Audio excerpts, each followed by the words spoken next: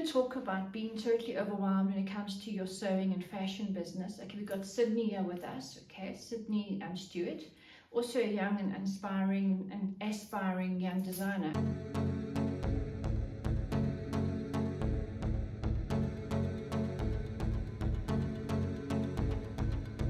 Sometimes I want to try something new, and you sort of kind of generate an income, and you start thinking, okay, I'm going to add this on and add that on, and eventually you go, okay, now I've got too busy and you don't have enough staff, or you're working on your own and you become completely overwhelmed. And what happens when you become overwhelmed is you kind of just want to stop. You don't continue at all. So sort of give me a bit of a understanding how you were feeling. So I have a few products in my store. I have bucket hats, shirts, like button-up shirts, Yeah, and some pants. I have some sweatpants, some hoodies, and I always want to sell more things. I want to make more things because people tell me about things that they like, and I want to supply for my people. But it just gets so overwhelming because now I have to make bucket hats, I have to make shirts, I have to make pants, and still market all of this, and it gets crazy. I'm with you. So I remember when I was a designing student or fresh out of designing school, is that I was also sewing myself. I couldn't afford a seamstress, and in your case as well, when you're starting off, you can't afford to pay for staff, okay? And then people will say to you, oh, I like this and I like that, please make me this. And because we love fashion so much and we want to please the people, Yes. you start wanting to please too many people, and you find you become too scattered, okay? You need to sort of bring it a scale down and then decide on what it is that you want to do. Let's say you want to do menswear and you want to do ladies wear, okay? So rather look at one or the other, Yes. okay? Because it's easier to market for, let's say, just for women, okay? What age group of women, okay? And then maybe make a few samples, like I said to you, make 1 or 2 samples, have some fabric enough to make a couple of samples out of that, and you can say that this is a limited edition. So when that fabric is over, you stop and you get another fabric, okay? Because you can't go and buy rolls and rolls of fabric. You don't have the finance for it, number one, okay? And even if you got the finance for it, you've first got to test the market and see if it sells, okay? So this is Tania Sutherland. So if you liked what we just shared with you, please give us lots of love and thumbs up. Appreciate it. And to prevent yourself from becoming overwhelmed is to go back to the drawing board and go, okay, who's my market? And then we just focus on one area at a time. Okay, so let's say you want to just do bucket hats, then just do bucket hats, okay? We're going to do some bags and bucket hats together. I'm going to do the pattern, and then of course Sydney will be selling the hats. It will be on my website.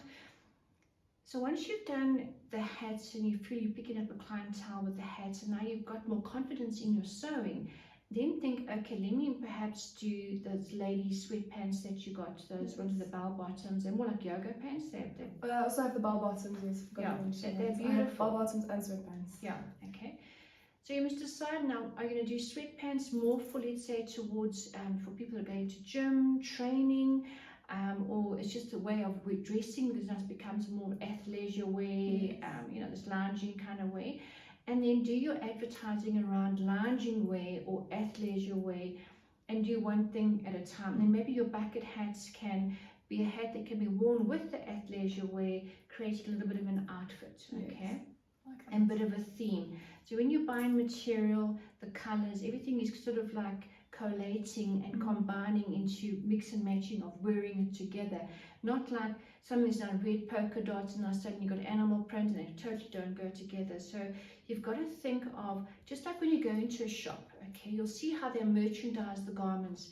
They've got, so when a customer walks into a shop, they even show you that top will go with that pants, and that pants will go with that jersey, and those shoes and that belt, the way they've accessorized it in the shop. So when you walk in, your psychology will sort of step in, and you go, okay, all right, I could wear that with that and with that. Oh wow, I'm so clever. I mean, I've just created an outfit for myself. You need to do that own psychology on your shop as well, that people can mix and match, that you're creating a little story, and everything's basically, it flows. Okay, so it's not unnatural for, you know, fashion designers, seamstresses to feel overwhelmed. I mean, I'm in a process now where I am doing my patterns. I'm doing my own PDF pattern collection. I'm in between doing my own designs, my exclusive designs, and I've got to make samples, and I've got to test the pattern, and the patterns are going to go into Adobe Illustrator, going to be printed out. It is a tremendous amount of work, and even I'm feeling overwhelmed. And like I said, in between, I'm also doing garments for clients, okay? But you've just got to stay focused and sort of split yourself up between one day is for marketing, one day is for cutting, you know, one day is for designing, you know, and now and again take a day off. You know, you just got to do that, okay?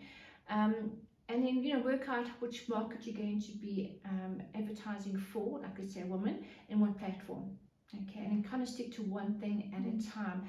And the minute you find that you want to add more, ask yourself how far have you got with the others that you've done, and first finish those things first. So I hope that's given you some sort of, like, you know, idea of how to take a step back and to be more focused, and how to create maybe a flow in smaller items. Does that kind of make you feel a bit better, and you got more sort of... Definitely going to start spacing my days out and allocating a specific day to a specific task. I think that's a brilliant idea.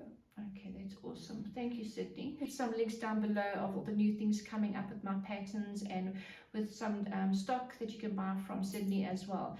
All right, until next time, see you soon.